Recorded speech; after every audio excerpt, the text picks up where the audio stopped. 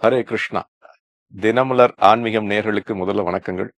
இந்த சாபம் இடுறது, ஆசிர்வதிப்பது இது எந்த விதத்துல பலிக்கும் அப்படின்னு நீங்க சொல்லுங்க. சாபம் இடுவது, ஆசீர்வதிப்பது ரெண்டும் முரண்பாடான விஷயம். ஆசீர்வதிப்பது எப்படி நடந்து கொண்டிருக்கு?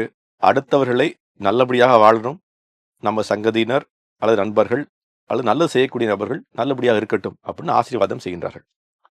சாபம்ன்றது எப்படி வருது? அடுத்தவர்கள் மீது இருக்கக்கூடிய ஒரு வன்மம், அடுத்தவர்கள் செய்த தவறை புரிந்து கொள்ள முடியாமல் இருக்கக்கூடிய விஷயம். அதனால சில நேரங்கள் சாபங்கள் இடக்கூடிய மனோபாவம் மக்களுக்கு வருது. இது பலிக்குமா பலிக்காதான்ற விஷயத்த எப்படி புரிந்து கொள்ளணும் அப்படின்னா, அந்த நபரை பொறுத்து இருக்கு. நபரை பொறுத்து இருக்கு. நான் ஏன் சொல்றேன் அப்படின்னா, நம்மளுடைய பாகவத புராணமா இருக்கட்டும், நம்மளுடைய வேத கூற்றுகளா இருக்கட்டும், நிறைய உதாரணங்கள் இருக்கு சாபத்துக்கு குறிப்பா.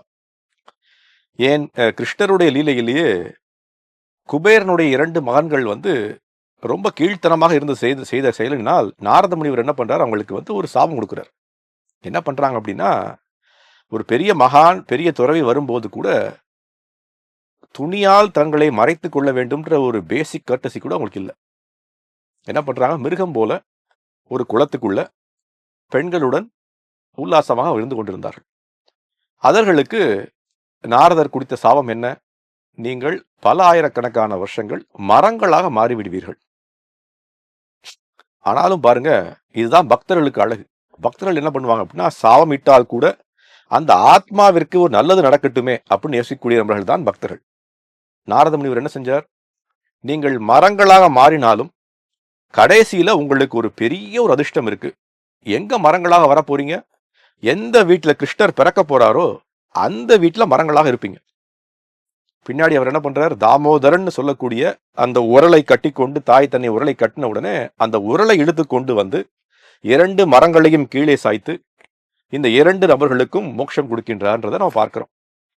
அப்ப சாதுக்களுடைய சாபம் என்றைக்குமே நமக்கு நல்ல விஷயங்களைத்தான் கொடுக்கும். சாதுக்கள் அல்லாதவருடைய சாபம் என்ன ஆகும்? பலிக்கவும் செய்யாது. அதனால நமக்கு எந்த விதமான நல்லதும் நடக்காது. இந்த சாபம் இடும் போது எனக்கு இன்னொரு சின்ன கதை கூட ஞாபகம் வருது. ஷௌபரி முனிவர் அப்படின்னு ஒருத்தர் இருந்தார். அவருடைய கதை என்ன அப்படின்னா, தவங்கள் செய்யணும், ரொம்ப கடும் தவங்கள் செய்யணும் அப்படின்னு சொல்லி தண்ணீருக்குள்ள போய் பல ஆண்டுகள் வாழ்ந்து தவம் செய்து கொண்டிருந்தார் அவர். அவருடைய சக்தியின் காரணமாக மூச்சை பிடித்துக் கொண்டு அவரால் தண்ணீர் கீழே தவங்கள் இருக்க முடிஞ்சது. அங்க என்ன பண்றாரு அப்படின்னா, கருடன் யமுனா நதிக்கரையில மீனை பிடிப்பதற்காக யமுனா நதிக்கரைக்கு வர்றார் கருடன். இந்த கருடன் வந்த உடனே அங்க இருந்த வாழ்ந்த எல்லா மீன்களுக்கும் ஒரே ஒரு கஷ்டமான காலம், பயந்து போய் அங்க போறாங்க. இவரும் பல வருடங்களாக மீனுடன் இருந்தே வாழ்ந்து கொண்டிருந்த காரணத்தினால் அவர்கள் மீது ஒரு பற்று உண்டாகிவிட்டது ஷௌபரி முனிவருக்கு. அவர் என்ன பண்றார்? கருடனுக்கு ஒரு சாபத்தை இடுகின்றார் ஷௌபரி முனிவர். கருடன் யாருன்னு உங்களுக்கு தெரியும். கிருஷ்ணருடைய சேவகன், பகவான் விஷ்ணுவினுடைய சேவகன் அவர். அவருக்கு ஒரு சாபத்தை இடுகின்றார் ஷௌபரி முனிவர். அந்த சாபத்தின் காரணமாக என்னாச்சு? தானே ஆன்மீக பாதையில் கீழே விழுந்து மறுபடியும் அவரும் ஒரு பெண்ணிடம் மோகம் கொண்டு அதை திருமணம் செய்து கொண்டு வாழ்க்கைக்கு அப்புறம் மறுபடியும் அடைந்தார்ன்ற விஷயத்தை நம்ம பார்க்கிறோம். அப்ப சாபத்தை 2 விதமா பார்க்கலாம். ஒன்று எப்படி பார்க்கிறோம் அப்படின்னா, பலிக்குமா பலிக்காதான்னு சொல்லக்கூடிய விஷயங்களை நம்ம சொல்லக்கூட இல்லை. நான் அடிக்கடி சொல்லுவேன், நான் போன விஷயம் சொன்னேன், கர்மனா தெய்வ நத்திரேனா. நாம செய்யக்கூடிய சாபங்கள் பலிக்கணும் அப்படின்னா ஒரு அப்ரூவிங் அத்தாரிட்டி இருக்கணும். அந்த அப்ரூவிங் அத்தாரிட்டி அவர் தான். அந்த அப்ரூவிங் அத்தாரிட்டி என்ன பார்ப்பார்? 2 பேர், ஒருத்தர் தவறு செய்திருக்கார், ஒருத்தர் சாபம் இடுகின்றார். தவறு செய்தவர் தவறு செய்தாரா? சாபம் இடக்கூடிய நபர் நல்லவரா? அவர் ஒரு ஞானியா அல்லது அவர் ஒரு ரிஷியா அல்லது கடும் தவங்களை செய்தாரா? அவருக்கு அந்த தகுந்த தகுதி இருக்கா? இது எல்லாத்தையும் பார்ப்பார் அவர். அப்ப 2 நபர்களையும் பார்த்து அதை ஒரு அப்ரூவ்ட் அப்படின்னு எழுதக்கூடிய நபர் அவர் தான்.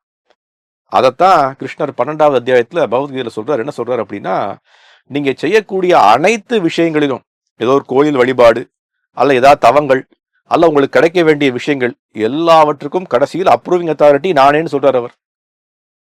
அப்ப உங்களுடைய சாபம் பழிக்கணும்னாலும் சரி, உங்களுடைய ஆசீர்வாதம் பழிக்கணும்னாலும் சரி, யார் அப்ரூவ் பண்ணணும்? அவர் தான் அப்ரூவ் பண்ணணும்.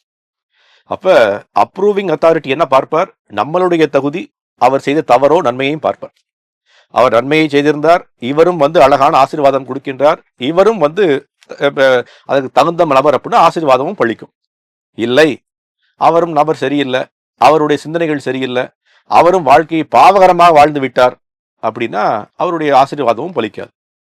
அப்ப கொடுப்பவரும் வாங்குபவருடைய மனோபாவம் தகுந்த நிலையை பொறுத்து அது பலிக்குமா பலிக்காதான்ற விஷயத்தை புரிந்து கொள்ள முடியும். ஹரே கிருஷ்ணா.